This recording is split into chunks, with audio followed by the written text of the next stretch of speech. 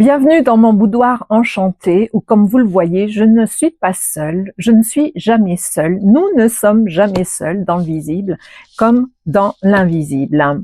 Alors, je suis Florence, bibliocartomancienne, mais aussi auteure, conteuse et éditrice des éditions L'Effet Mystère, qui dispose aussi de sa propre chaîne Éditions L'Effet Mystère, si vous souhaitez voir un petit peu les actualités de cette maison d'édition.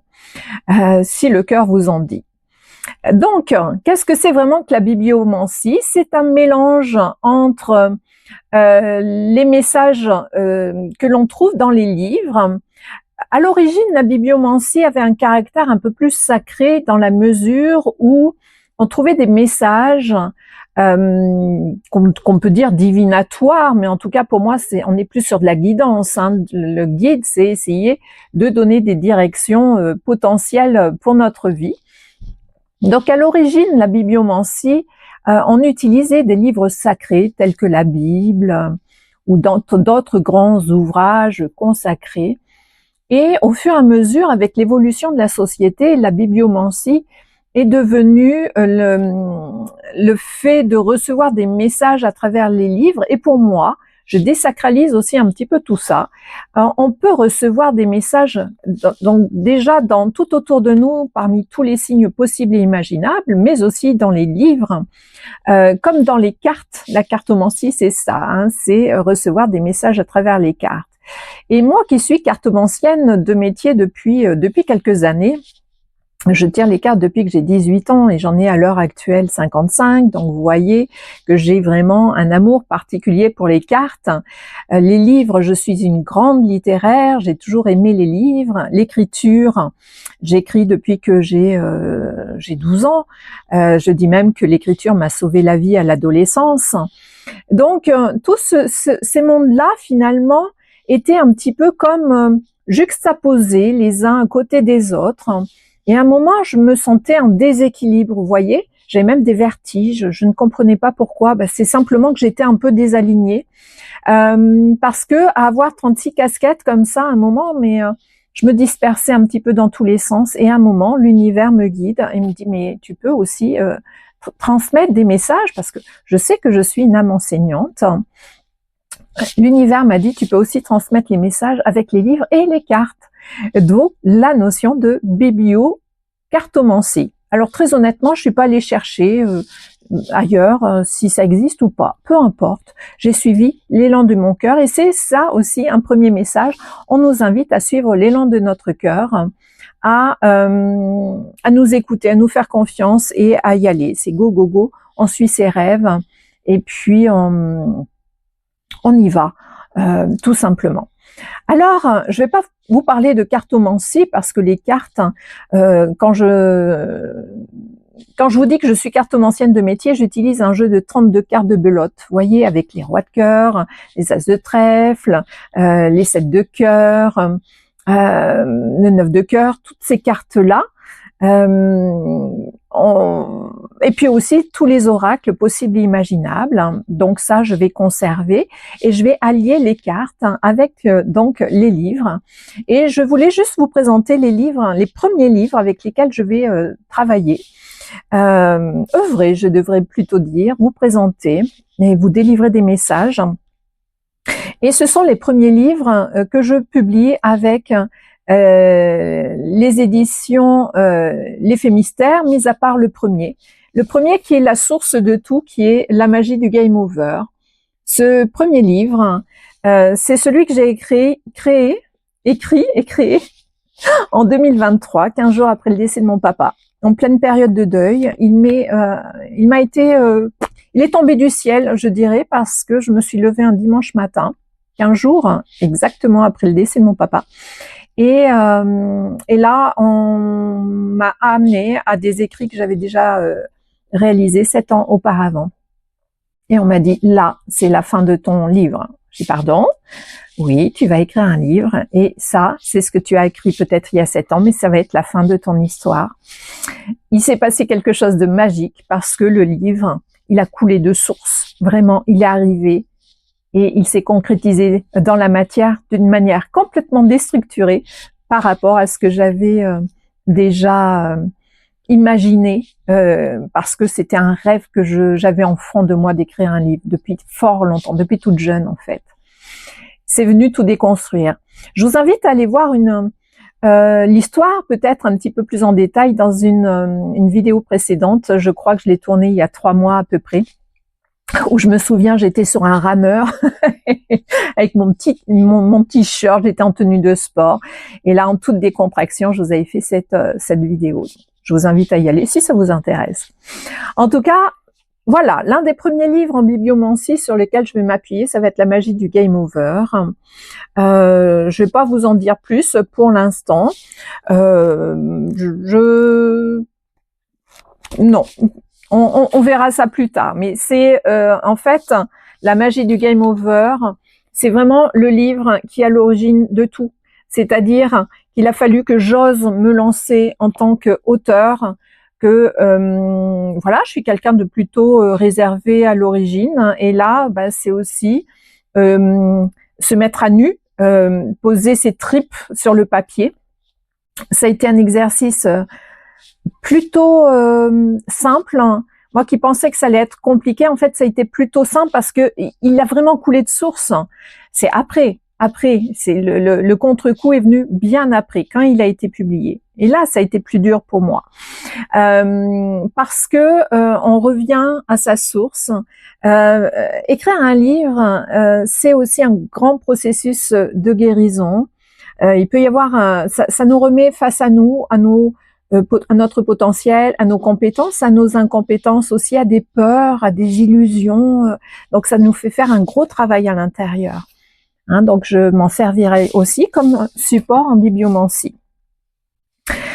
Le deuxième livre qui me tient à cœur, c'est le tout premier de la première collection que j'ai lancée avec les éditions Les Faits Mystères. Donc là, c'est une trilogie que j'ai lancée. Donc avec ces 3 ouvrages que je vais vous présenter au fur et à mesure. Donc ça, c'est la trilogie, la collection des fées, comme je l'ai appelée. Tous ces livres sont disponibles sur Amazon. Vous pouvez taper, saisir dans la barre de recherche mon nom, Florence Amio, et vous aurez toute la collection, toutes les collections, parce qu'il n'y en a pas qu'une. Donc là, c'est le premier livre de la première collection des fées. L'oracle fait rire, où là, en short, en vidéo courte, de manière régulière dans la semaine, bien je vous montre donc les oracles. J'ai commencé par ça d'ailleurs, sans pour autant penser que c'était de la bibliomancie. J'avais pas cette conscience, mais je le fais depuis un petit moment déjà. Vous donnez des messages d'effets qui sont dans ce livre-là. Et c'est l'univers qui me dit maintenant ouvre à tout ça. Donc déjà avec les livres des éditions Les Faits Mystères, et peut-être qu'ils seront ouverts un moment sur d'autres ouvrages. Pour l'instant, c'est comme ça que ça se présente. Donc l'oracle fait rire. D'ailleurs, j'ai un petit message à vous donner. Ça, je m'y attendais pas. Je pensais vous parler de la bibliomancie, et Révalia, c'est Révalia qui est là. C'est marrant, c'est très très marrant, parce qu'au moment où je tourne cette vidéo, je vous ai fait une guidance. Alors c'est quand, jeudi ou vendredi, je vous invite à aller voir un short, et c'était déjà sur Révalia.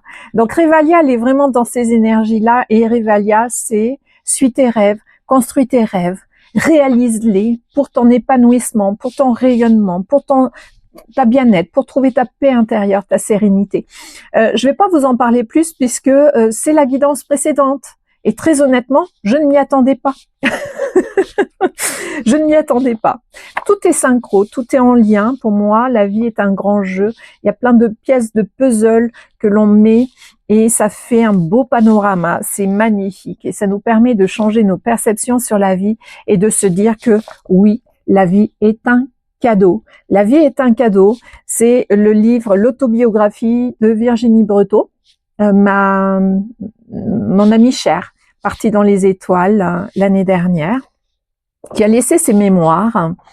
c'est un bonbon d'âme, comme je me plais à le dire. D'ailleurs, vous voyez dans la couverture, c'est plein d'amour, c'est plein de tendresse, c'est plein d'espoir. Il y a de la magie, il y a de la reconnexion, de la paix intérieure, de la sérénité au travers d'un parcours de maladie, mais qui est traité non pas dans une forme triste. Certes, hein, il y a des moments difficiles, mais on ressort avec un élan de vie extraordinaire. La vie est un... Ok, on m'amène sur le chapitre. Voilà, finalement, je m'aperçois que cette vidéo, il va y avoir aussi des messages forts. Il y a aussi de la guidance dedans, et ça, je m'y attendais pas. C'est la surprise de la vie. Donc là, ça m'amène au chapitre 15. Oui, je vais vous distribuer des messages aussi. Chapitre 15, c'est une autre vie. Et cette autre vie, je vais pas vous lire le chapitre hein, parce que ça n'est pas le moment, mais là, c'est une invitation à regarder cette image.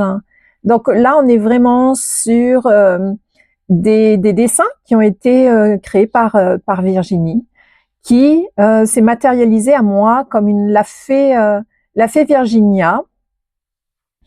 Voilà, par mon canal médiumnique, elle s'est manifestée par la fée Virginia, qui apparaît justement, et c'est très rigolo, c'est pour ça que j'en ai fait une trilogie. Elle est apparue à la fin dans l'oracle Fée et Rire. Donc ça, si vous me suivez, je vous ai déjà raconté l'histoire que je trouve incroyable. Voilà, la fée Virginia.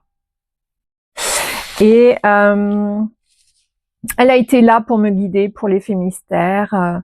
Et elle m'avait fait promettre de publier ses écrits et c'est ce que j'ai fait et j'en suis heureuse. Je suis arrivée au bout de cette mission qu'elle m'avait confiée. Et c'est ça oui, c'est vraiment cette image qu'elle a envie là que je vous montre. Elle va certainement parler pour un certain nombre d'entre vous. Vous qui regardez cette vidéo, il y a 2 messages. Ce que je perçois, c'est que le premier message, il y a un bon nombre d'entre vous qui êtes déjà connectés à la nature. Vous avez une grande connexion à la nature et aux esprits de la nature. On vous demande de l'ouvrir encore plus. Peut-être que vous avez perdu cette connexion à la nature depuis un certain temps et on vous invite à la reprendre parce que les énergies aussi de la nature ont changé. On me le dit depuis un certain temps. La nature a besoin de s'exprimer. Elle a envie de parler. À travers nous.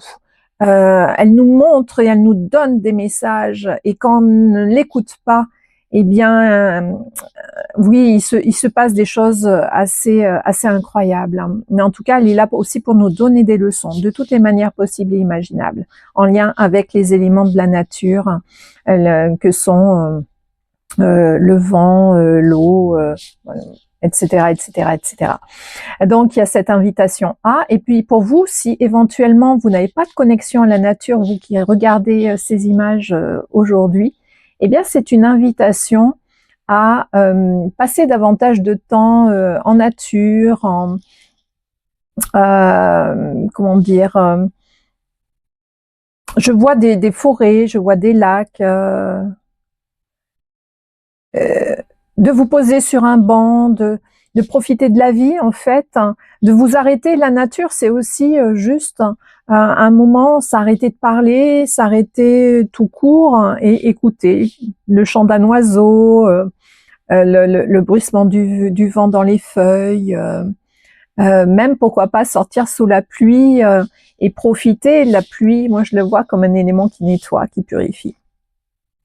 Donc, vous voyez, la vie est un cadeau. Là, c'est pareil. On peut prendre le livre au hasard. Je retombe dessus quand même. Non, mais franchement, vous allez dire que je le fais exprès. Mais non, je vous assure, je l'ai fermé. Je retombe dessus. OK.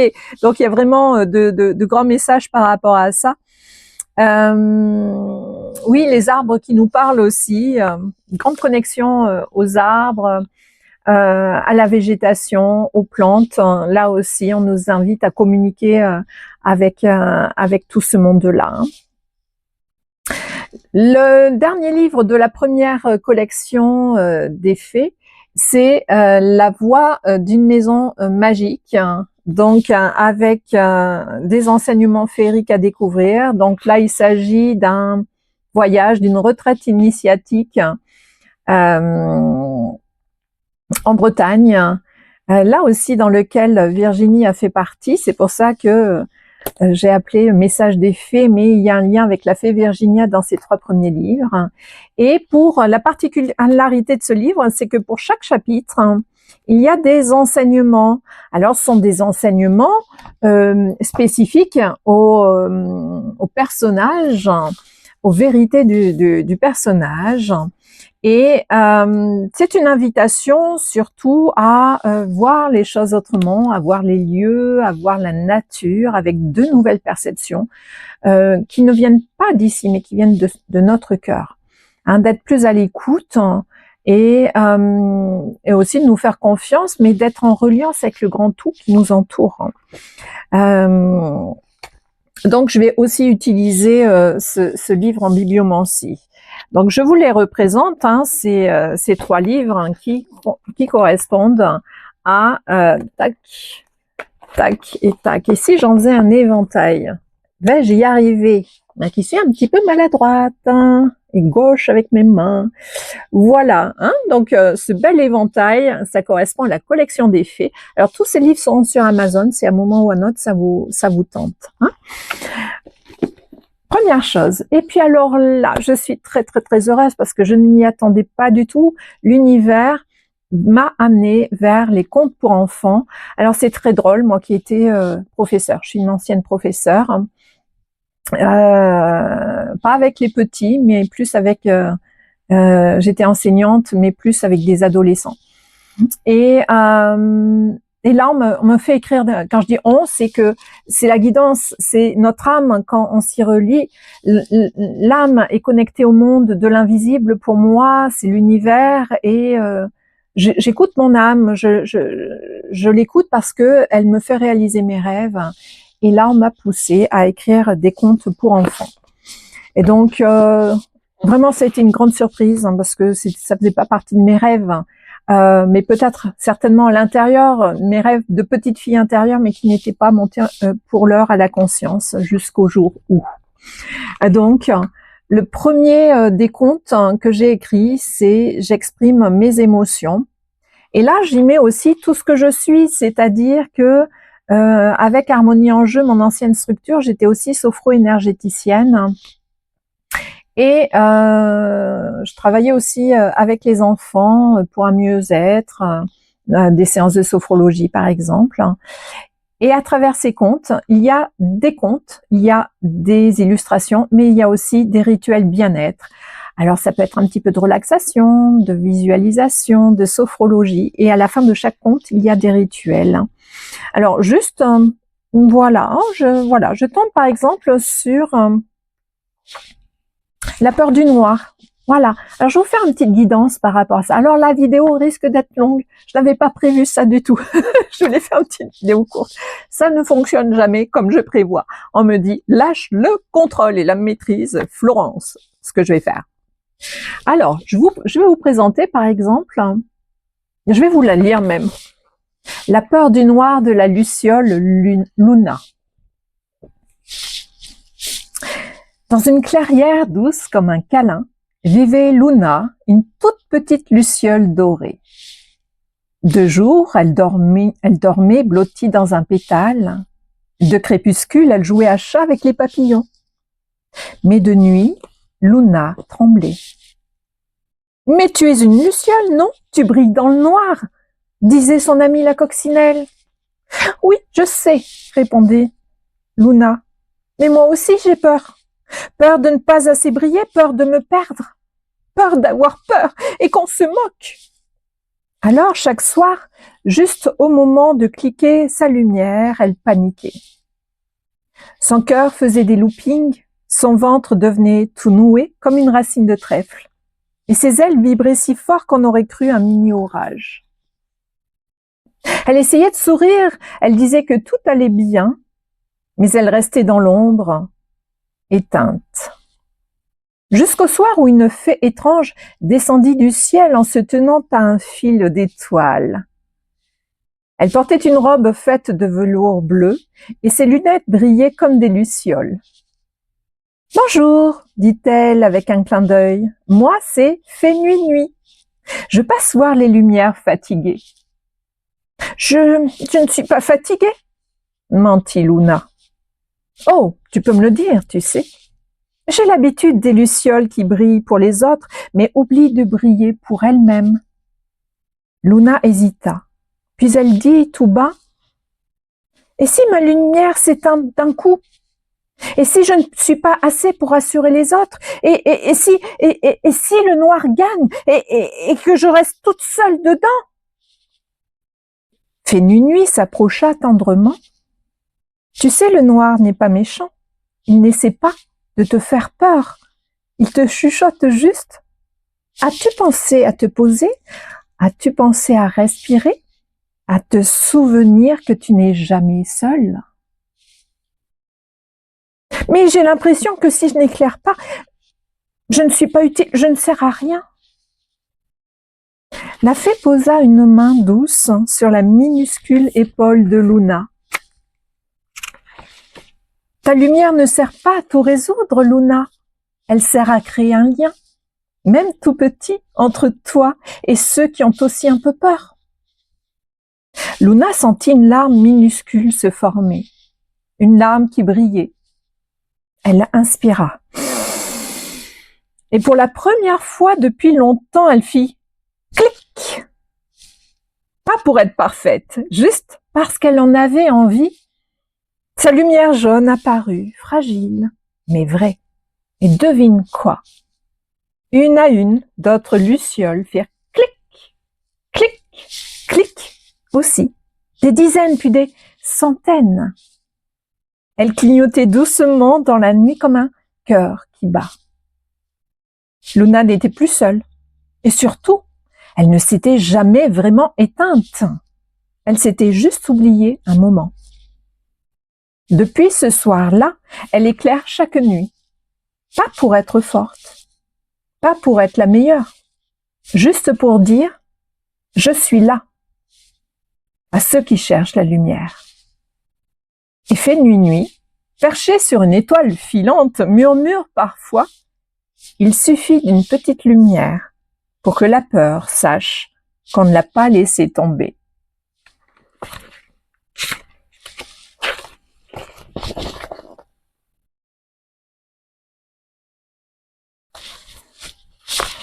Donc, vous voyez ces contes pour enfants. C'est pour ça que je vous ai mis 7 à 77 ans. Parce que ça s'adresse aussi à nous, adultes, et on s'adresse aussi à notre subconscient, à notre enfant intérieur. Et ce sont des contes qui sont là pour nous apporter du mieux-être, de la guérison. Voilà, et je trouve ça magique de pouvoir vous les partager. Et voyez, à la fin de chaque conte, il y a un petit rituel. Donc là, c'est le rituel de la lumière intérieure. Alors, je ne vais pas vous le dire là, parce qu'on n'a pas vraiment le temps, hein, mais c'est un petit rituel pour apaiser la peur du noir, renforcer la sécurité intérieure, offrir un geste simple. Et là, en bibliomancie, quand je tomberai sur, je dis bien quand, donc il y a là des prévisions à venir, quand je tomberai sur les contes, parce que je vais faire aussi des bibliomancies avec ces contes-là, eh bien j'irai jusqu'au bout de l'histoire. Là, on me dit que la vidéo va être beaucoup trop longue et que je vais finir par vous ennuyer. Donc j'entends. Le deuxième livre que j'avais envie de vous présenter, c'est « Je grandis avec joie ». Donc, tous ces livres-là, j'aurais pu vous les présenter. Pour l'instant, il y en a 3 qui sont publiés, avec celui-ci, une petite particularité, jusqu'à présent. Mais là, il y en a appel fort parce que, en fait, c'est une collection qui s'appelle « Vivre avec les fées ». Il y a 11 tomes sur différents thèmes, sur le respect du vivant, sur la planète, sur savoir s'adapter au changement. Et ils sont écrits. Ils sont tous écrits et là ils méritent d'être mis en avant avec la mise en page, avec les images, que je revois les images, Et le but, hein, c'est que je les publie au fur et à mesure, hein, mais c'est l'une de mes prochaines tâches. Donc, je grandis avec joie. Ben là, c'est pareil. Hein, le but, c'est de cultiver la joie, de vivre l'émerveillement, voir les joies simples de la vie, renforcer la confiance en soi, accueillir les émotions aussi avec douceur, parce que parfois on veut chasser ces émotions, surtout quand on estime que ce sont des émotions négatives. J'aime pas ces termes-là parce qu'on met du jugement dessus. Pour moi, toutes les émotions méritent d'être vécues. Elles ont juste des messages différents à nous donner. Et plus on va les chasser, les refouler, plus elles vont revenir en force et se transformer en étant plus dures. C'est ma conception. Plus on va les accueillir, les intégrer, les écouter, les aimer aussi, autant par exemple sa tristesse que sa joie, parce que dans la tristesse il y a aussi des messages, et quand on va avoir écouté ces messages, quand on va les avoir transmutés, transformés, eh bien elles deviendront de la joie. Mais vous savez, la vie n'est pas un long fleuve tranquille, donc on oscille entre la joie, la tristesse. C'est vraiment et au fur et à mesure des expériences qui nous sont mises sur notre route, eh bien nous évoluons, nous grandissons, nous grandissons, nous grandissons. Et le but, c'est de grandir avec joie, que on soit enfant, mais que l'on soit adulte, on grandit jusqu'au bout, jusqu'à notre fin de vie, tout du moins dans cette incarnation. Moi qui crois à la réincarnation. Et la joie est l'une des énergies, à ma connaissance, avec l'amour inconditionnel, qui sont parmi les plus hautes vibratoirement, c'est-à-dire que c'est ce qui nous aide le plus à être dans l'apaisement, la sérénité, et même quand nous vivons des moments difficiles, eh bien, accueillons les tempêtes, résistons pas, bon, on courbe un peu les chines, et puis on laisse passer tout ça, mais c'est ok. Qu'est-ce que ça m'apprend? Qu'est-ce que de moi, des autres, des circonstances, de la vie? Et c'est comme ça qu'on grandit aussi. Et on peut aussi apprendre aux enfants tout cela. Et là, de la même manière, vous voyez par exemple là, je tombe sur Rituel des couleurs et du rire, hein, où on va imaginer qu'on respire un arc-en-ciel et que l'on va imaginer toutes les couleurs de l'arc-en-ciel se déposer dans notre corps, sur nos organes. S'il y en a qui sont malades, eh bien on peut aller déposer la couleur qui nous vient sur cet organe. Voilà, il y a des petites choses. Oh, il faut que je vous le lise. Là aussi, ça fait partie de la guidance.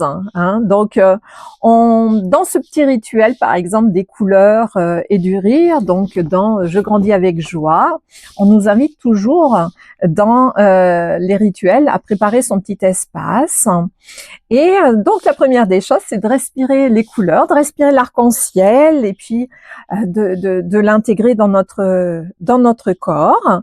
Et c'est aussi de libérer sa voix. Alors sa voix, mais aussi sa voix V-O-I-E. En faisant tous ces rituels, on retrouve sa voix V-O-I-E. Je vous le lis. Inspire profondément. À l'expiration, laisse sortir un joyeux ah, un petit rire, un souffle sonore. Pas besoin d'être fort, laisse juste ta voix sortir comme une bulle de joie. Ha ha ha. On peut le faire autant de fois qu'on le veut, de plus en plus libre. Ensuite, vous voyez, en quatrième, je vous dis, osez le rire. Maintenant, pense à quelque chose qui t'amuse ou invente un petit rire de perroquet. Alors là, le petit rire de perroquet, je le trouve très drôle. Alors c'est ha ha ha, ho ho ho, hi hi hi, si on le force. Voyez, moi, mon rire, il est ce qu'il est. Mais en tout cas, ce que on veut vous dire, c'est que même si on n'a pas le cœur à rire, on peut très bien aussi le forcer. Et à force de le forcer, eh bien, il peut devenir naturel parce qu'on peut aussi se moquer de nous à se forcer. Voyez, comme si on était en dissociation de nous-mêmes, on dit ah bah Florence, elle se force à rire, qu'est-ce qu'elle peut être ridicule la pauvre. Et voyez, le rire, il vient tout seul naturellement, même si pour moi il c'est pas un i, il est je ne sais pas comment, mais en tout cas il est là. Et donc, on nous invite dans le rituel à laisser notre corps se secouer doucement avec ce rire, comme si toutes nos plumes s'ouvraient de toutes les couleurs, si on était un perroquet, par exemple. Et on va clore le rituel en replaçant ses mains sur le cœur, sur son ventre. Et il y a souvent une petite phrase à la fin de chaque rituel. Ici, c'est ma voix et mes couleurs sont un cadeau pour le monde. Alors c'est marrant parce que ça me fait penser à La vie est un cadeau. Le livre que je vous ai présenté tout à l'heure. Tout est en lien encore une fois et je peux vous assurer que rien n'est préparé, tout est fait au feeling. Et quand on regarde, il y a l'arc-en-ciel. Oui, il y a l'arc-en-ciel. Je pensais à ces couleurs roses, mais il y a l'arc-en-ciel. Il y a l'arc-en-ciel. Et donc, dans ce livre, Je grandis avec joie, il y a une petite formule magique récurrente à la fin de chaque rituel. C'est « Mon cœur est magique, il s'est transformé chaque instant en trésor ». Donc, je grandis avec joie. Et je vous ai dit, la suite de la collection va paraître dans les semaines à venir. Et là, ce que j'avais envie de faire pour cette période de l'Avent, avant Noël, eh bien, c'était de créer des comptes. Voilà, par exemple, je tombe sur celui du 14 décembre. Alors, je ne sais pas si cette date a une signification, une symbolique particulière par rapport pour vous qui me regardez ou pas. Regardez, il y a des coloriages, donc un joli petit coloriage. Et là, j'ai envie de vous le lire, parce que là aussi, on me dit qu'il y a une guidance. J'ai envie de vous le lire. Donc, le 14 décembre, la fée Barbe à paillettes et le bain de sapin. Alors, moi qui adore Barbe à papa, j'adore. Peut-être que vous aussi. Le 14 décembre, un joli flocon tomba directement dans la soupe de la fée Barbe à paillettes. Elle le regarda fondre avec amour, puis se leva d'un bond. « Il est temps! Le sapin doit être préparé avec soin. Pas juste décoré, non, il mérite un vrai moment bien-être. » Car Barbe à paillettes n'était pas une fée comme les autres. Elle adorait prendre soin de tout ce qui piquait, grince ou gratouille. Les hérissons fatigués, les balais râpeux, les coussins râleurs. Et là, en regardant le grand sapin du village, elle s'écria « il est tout sec, il a besoin d'un bon bain !» Alors, elle fonça dans la clairière, installa une énorme bassine, ajouta des pétales de houx, des bulles parfumées à l'écorce, et même une pompe à mousse chantante qu'elle avait inventée pour le bain des trolls miniatures.